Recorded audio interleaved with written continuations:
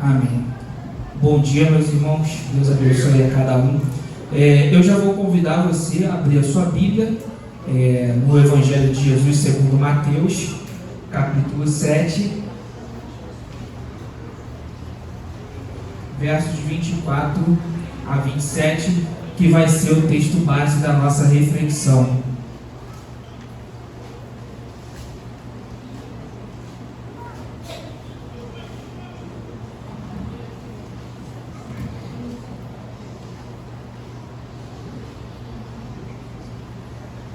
Mateus 7, 24 a 27, eu vou estar lendo aqui, e você pode acompanhar na sua Bíblia, assentado como está.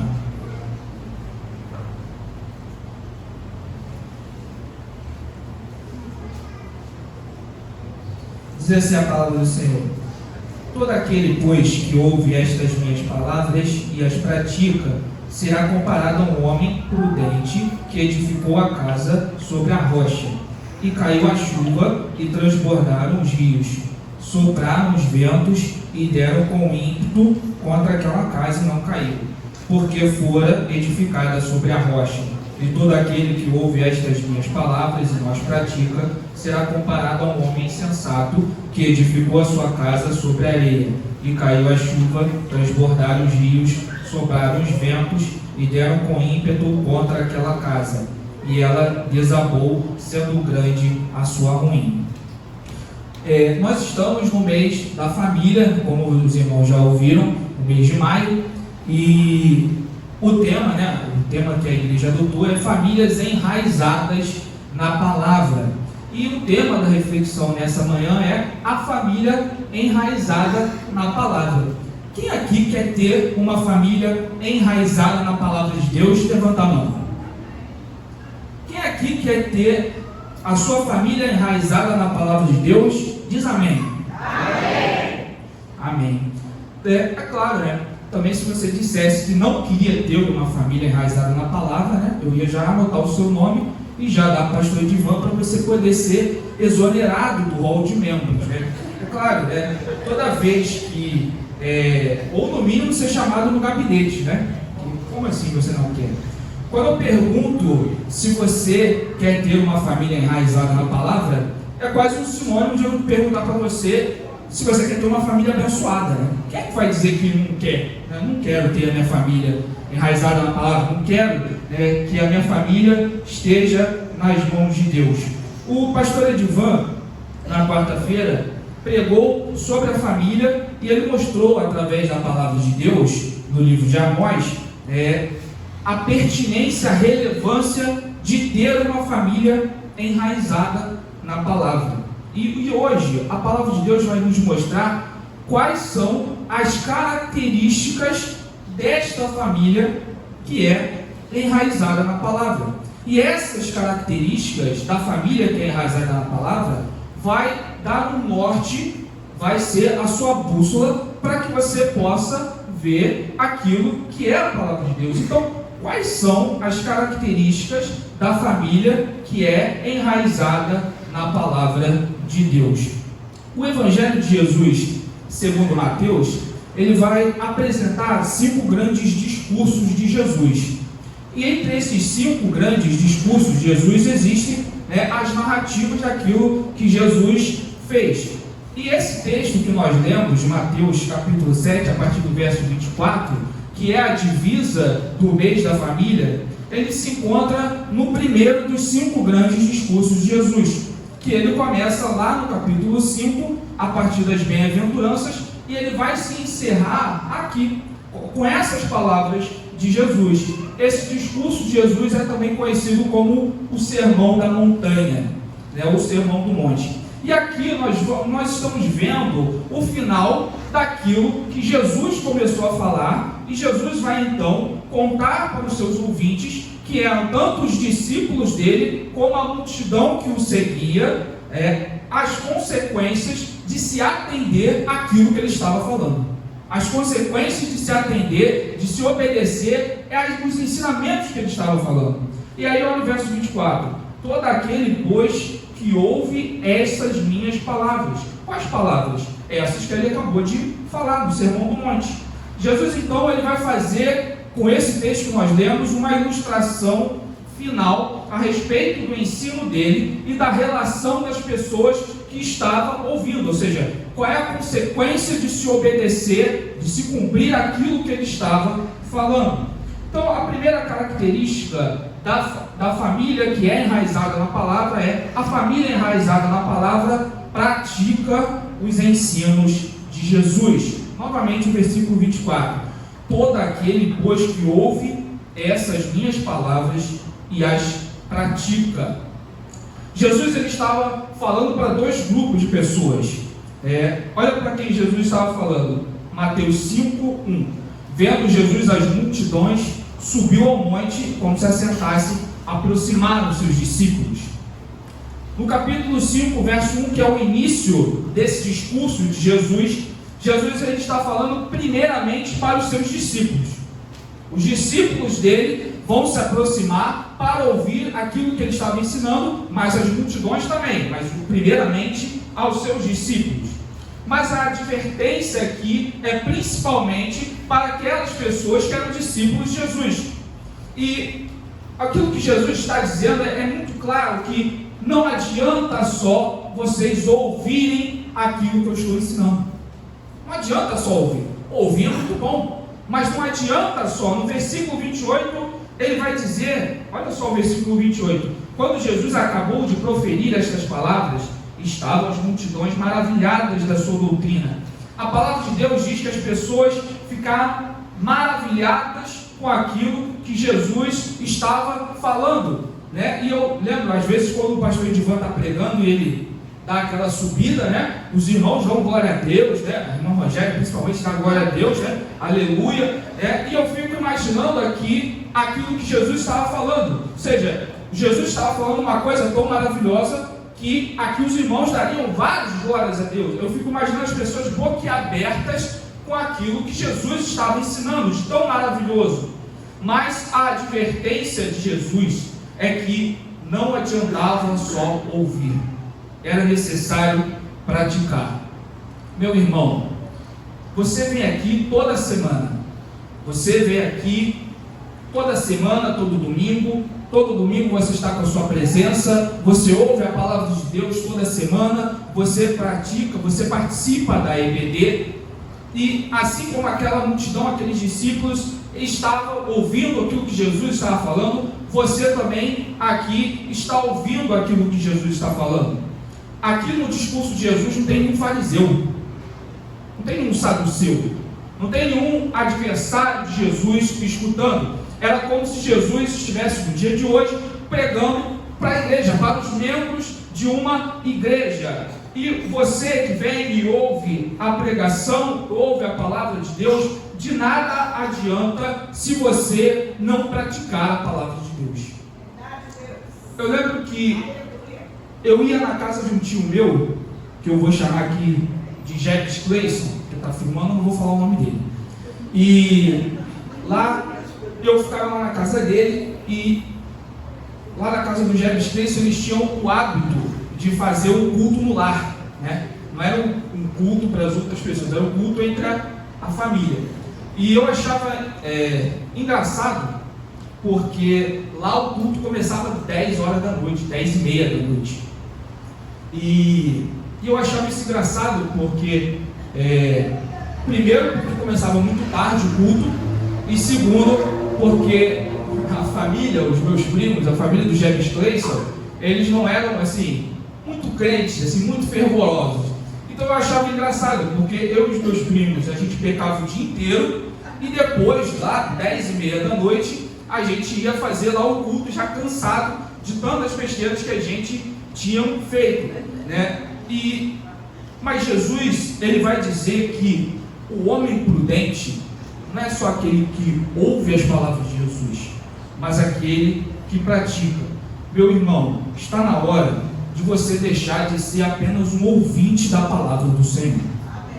Já passou da hora de você só escutar as coisas que Deus fala. Está na hora de você deixar de só escutar as pregações, a palavra de Deus, do ensino, e começar a, de fato, praticar aquilo que você já tem aprendido. A família que é enraizada na palavra de Deus pratica essa mesma palavra de Deus. Quer ter uma família enraizada na palavra de Deus? Começa a praticar os ensinos de Jesus. Começa a fazer aquilo que Jesus está falando. A segunda característica que a família enraizada na palavra é a família enraizada na palavra tem Jesus como seu fundamento. Nessa parábola que Jesus conta, dos dois fundamentos, ele vai apresentar, como vocês viram aí, dois homens, dois arquétipos de pessoas: o prudente e o imprudente, o sensato e o insensato. Tanto o prudente quanto o prudente, se você olhar aí, eles construíram uma casa, tanto um quanto o outro, eles estão edificando, eles estão construindo alguma coisa, eles estão, como se fosse um dia de hoje, cavando sapata, enchendo de concreto, chapiscando a parede. Eles estão edificando aquilo que é a casa deles. Mas qual é a diferença? A diferença não é se um está construindo e o outro não está construindo. A diferença é o fundamento em que eles estão construindo a sua casa. Essa é a diferença entre o insensato e o sensato. Eu tinha uma colega de trabalho que ela sempre dizia com muito orgulho o que os pais dela fizeram por ela, como os pais se sacrificaram, como os pais se sacrificaram para poder ela estudar inglês, ela se formar em direito, e mesmo aquela família ali sendo muito pobre, eles conseguiram proporcionar a essa colega de trabalho todas essas coisas.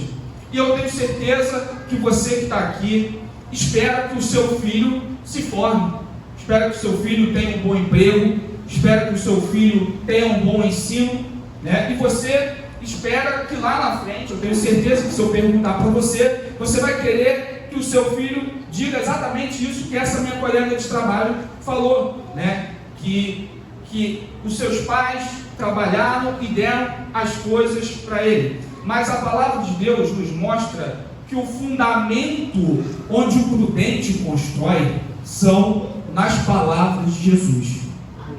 O fundamento onde se constrói uma família enraizada na palavra é as palavras de Jesus, não é o trabalho, não é muitas pessoas acham que o fundamento de se edificar uma família é o trabalho. Então a pessoa vai lá e trabalha, e ela fala frases como: eu tenho que dar o melhor para minha família, que é o exemplo do quê? De trabalhar muito. Então, para dar o melhor à minha família, eu vou dobrar, eu vou fazer hora extra, eu vou fazer outros cursos. Mas a palavra de Deus nos mostra que o único fundamento onde verdadeiramente você pode ter uma família enraizada na palavra é o Senhor Jesus. Você deveria estar construindo o que você está construindo, não no fundamento do seu trabalho, mas nas palavras que Jesus está falando. Meu irmão e minha irmã, muito cuidado onde você tem edificado a sua casa. Muito cuidado no fundamento que você tem construído a sua casa. Olha a parábola que Jesus conta. Como é ingênuo uma pessoa que constrói a melhor parede do mundo sobre a areia.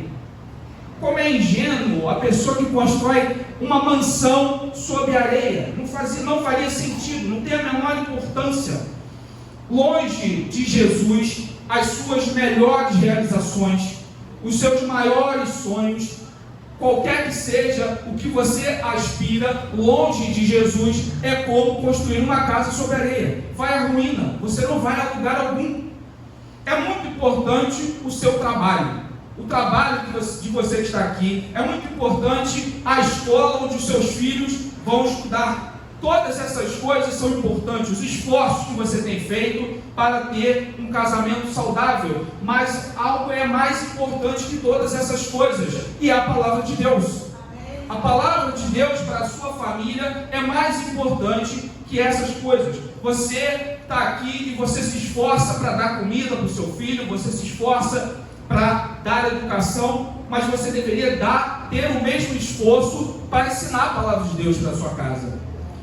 O mesmo esforço para que você tenha o seu filho acordar e ir para a escola ou ir para o curso, você deveria ter o mesmo esforço para fazer que o seu filho viesse a EPD, por exemplo, para que ele pudesse aprender a palavra de Deus.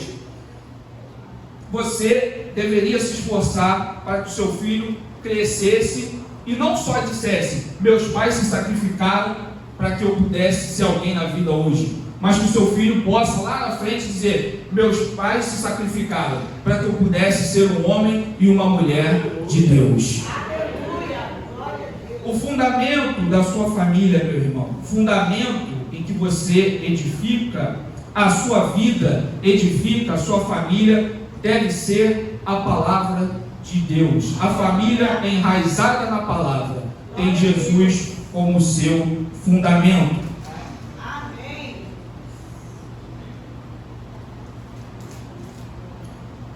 A próxima característica, a família enraizada na palavra também passa por tribulações.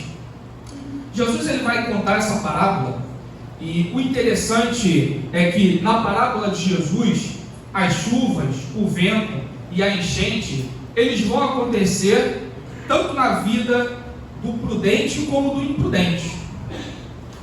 As tribulações, meu irmão, eles vêm tanto para aquele que é prudente como aquele que não é imprudente. As tribulações da vida, eles vêm tanto para quem é justo como para quem não é justo, tanto para quem é crente quanto para quem não é crente. As tribulações, elas acontecem na vida de todo mundo. E se nós pararmos para pensar, o crente, ele também fica doente. O crente também fica desempregado. O crente também tem lutas. Não é só na vida dos ímpios que isso vai acontecer. Tanto na vida de quem tem Jesus, como na vida de quem não tem e não quer saber de Jesus. Todas as calamidades que você vê todo dia na televisão acontecem e podem acontecer. Mas qual é a diferença? A diferença é a base que sustenta essa família. É a base, qual é a base que sustenta a vida, a sua vida e a vida da sua família? Uma vez eu estava na casa de um tio meu, e era final de ano, né? E a família estava ali reunida, né? E um dos meus tios, que eu vou chamar de Jebes Cleison, ele ia pegar a família e viajar para São Paulo depois da festa. E o outro tio meu, que eu vou inventar o nome aqui, tá, pessoal? Chama Robistófanes. Ele então queria convencer o Jebes Cleison a não viajar. Por quê? Porque o Jebes Cleison, primeiro, tinha um carro que era um pouco velho, e segundo, ele não tinha feito a revisão no carro. E, se eu me lembro bem, né, viajar é bem difícil, é bem perigoso, né, que o Jurandir aqui falou que quase foi nessa trabalhar com o pastor Edivão umas 2 ou 3 vezes.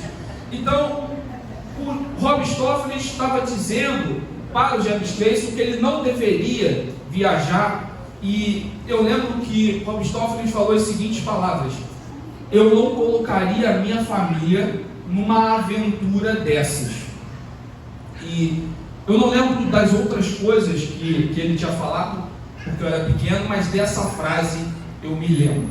E Robistófanes jamais colocaria a família dele no risco de viajar com aquele carro. E ele estava preocupado e espantado com Jebes Cleison, que iria colocar a sua família em risco. E a pergunta que eu faço para você, meu irmão, que está aqui nessa noite, nessa manhã, é parecido com aquilo que o Robistófanes falou.